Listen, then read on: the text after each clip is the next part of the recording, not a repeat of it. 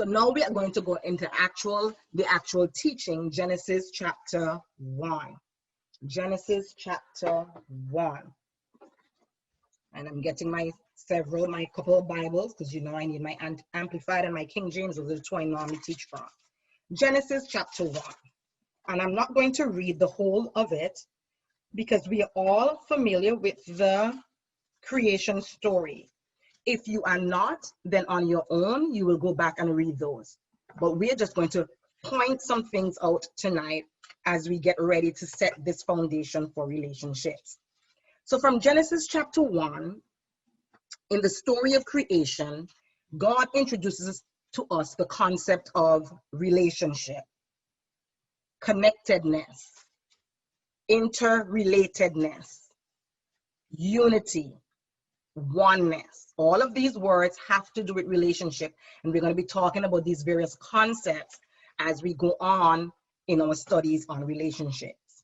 Like I said before, every living thing on earth was created in order for it to exist and to survive. It must have relationship.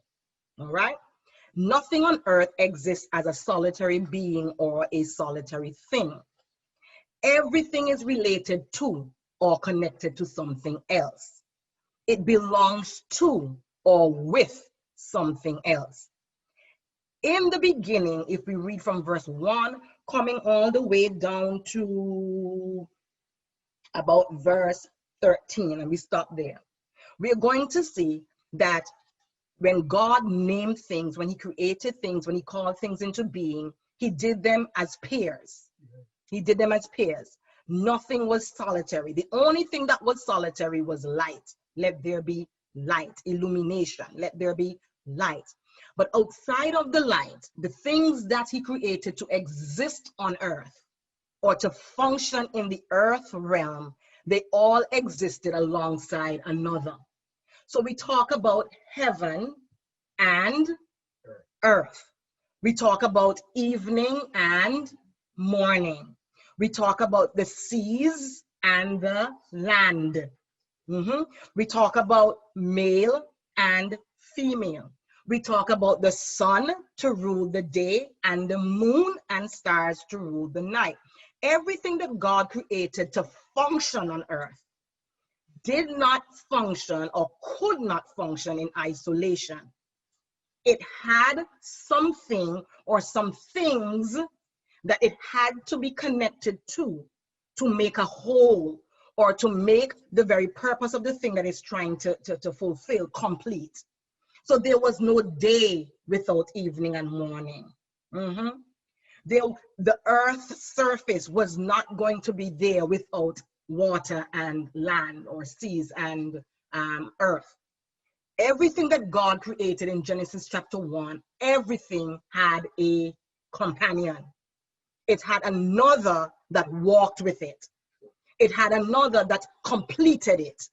It had another that agreed with it. By itself, it could not fulfill its purpose. And I want you to follow me as I'm saying these things, because already I'm talking about, as you think about the various relationships that you are involved in, whether it's family, marriage, friendship, acquaintanceship, professional, church relationships, whatever the relationships are, already you should be beginning to start to assess and evaluate your relationships based on what we're learning from God here. So let me repeat what I just said. Everything that he created could not fulfill its purpose, could not find its completion of purpose unless it hooked up or had a relationship with another. It had a companion that either completed its work or shared its work. All right, so let's run on. They connected, they were brought together or into contact so that something could be established. Again, everything that God created as pairs, as companions, as partners, and that's why I don't want us to just limit it to romantic relationships, okay? Because the sea and the water is not having a romantic relationship. Heaven and earth is not having a romantic relationship. All right, so that's why I wanted to start with what's considered inanimate objects, because that's the first teaching that God gives us about relationship. Before he brought the living, moving, animated creation into play, he started with the inanimate bodies or the inanimate objects, and he was already teaching us relationship. What was he teaching us? That in order for things to function right, in order for there to be success in the thing that I've created you to do, you have to have relationship with another. You have to partner with another. And when you have relationship with that other and you partner with that other, there is not a sense of I am better than you, I have more value than you, I have more worth than you. In chapter 1, that beginning part, we understand that relationship was about you and I connecting, linking up, joining together, associating, sharing partnership over a particular purpose or task. And what was the last one? Involvement. I'm involved in whatever is going on. You're involved in it as well. And it's for the purpose, for whatever God intended to be established on earth, to be established. And that's the first thing we need to learn about relationships. Every relationship that we're in. The parent does not have more value than the child. The child does not have more value than the parent. The husband does not have more value than the wife. The wife does not have more value than the husband. The pastor does not have more value than the member. The member does not have more value than the pastor. We each have worth and value because we need each other for the establishment of the purposes of God here on earth.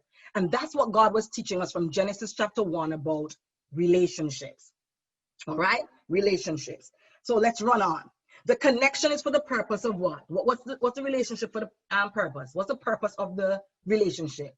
To establish the purposes of God on earth. All right? To establish the purposes of God on earth. So let's talk about the luminary bodies, the sun and the moon and the stars. They all had the same purpose. What was the purpose? To give light on the earth. Let's read it. It's in verse what? For seasons. Where we read verse 17. God set them in the firmament of the heaven to give light upon the earth and to rule over the day and over the night and to divide the light from darkness. And God saw it was good. All right. And he went up in verse 14. He said what? Let there be lights in the firmament of heaven to divide the day from the night, and let them be for signs and for seasons and for days and for years. And he went on from verse 14 through 18. So both of them had the same purpose. So even though the sun comes out in the day and it's bright and shining, even though the moon by itself does not have light, but it's basically reflecting the light of the sun, as we are taught in science, it still has the same purpose of the sun. It's not less in value than the sun. Because they both have the same, they're both needed to fulfill the purpose of what? Giving light and to mark days and seasons. All right, so one of the first things I want us to grasp about relationships is that relationship has to do with establishing the purposes of God on earth. Relationships were given to establish the purposes of God on earth. Relationships were given to establish the purposes of God on earth. Relationship is not about our pleasure. It's not about whether or not I'm happy or I'm not happy. It's about establishing the purposes of God on earth. That's the first thing we want to recognize. The second thing we want to establish tonight is that the parties in a relationship, they have equal value and worth. Notice I'm not talking about the roles and authority and all that right now. I'm talking about worth. They both have equal value and worth to God. They were both formed and created by God. They were both assigned the same task by God. They are both expected to share equally in the partnership because God says so. All right? So that's the second thing I want us to understand. All right, let's run on. This connection is the basis of every relationship. So we said the connection is for purpose, and connection, therefore, is the basis for every relationship. I must first understand that I am linked to this individual and we need each other.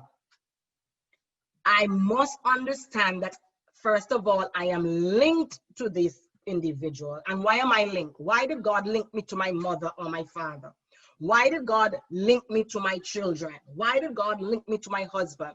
Why did God link me to my supervisor at work? The linking or the connection is because we need each other. Now, if we would really understand this and we would really hold this to heart, a lot of the abuse that happens in relationship would not happen. A lot of the pain and sufferings that we see in the relationships caused at the hands of each other would not happen.